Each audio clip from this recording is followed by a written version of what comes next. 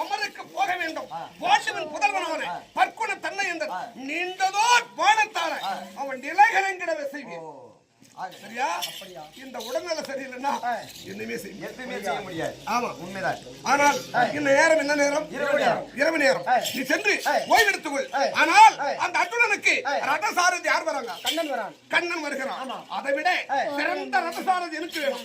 உனக்கு வேண்டும். ஆமா, சரி. காலை விடுந்தவுடனே நான் வருகிறேன். நீ ஓய்வெடுத்துக்கொள். அப்படியா? ஆமா.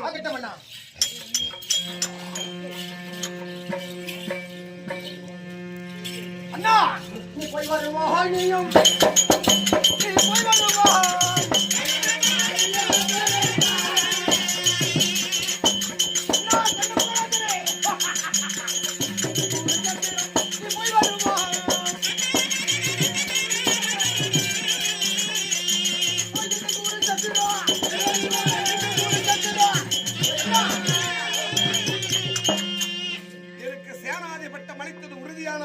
காலை விடிந்தவுடனே நான் 4 வகை படைகளோடு செல்ல வேண்டும்.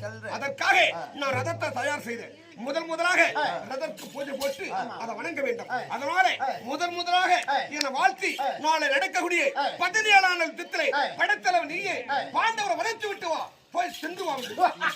அண்ணா, அப்படிதானே? வாழ்த்துக்கு அனுப்பு. நேராக சென்று அந்த பாண்டவரிடத்தில் உத்தியம் செய்து ஓ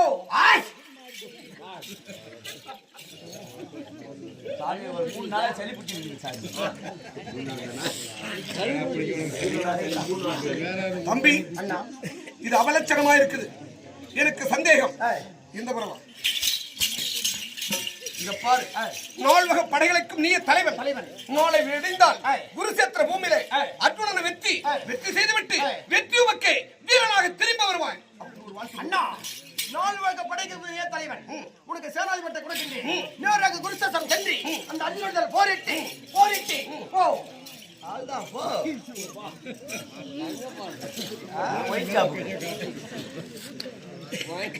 தம்பி, வரி விதி இருந்தால் வெளியில தங்குமா?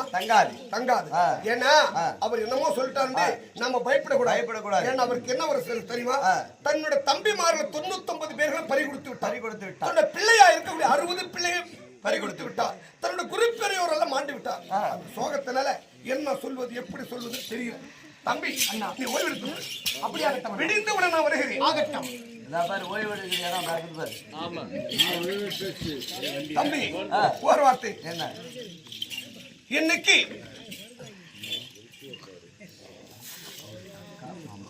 சிபேதியம் ராஜாமணி மாமா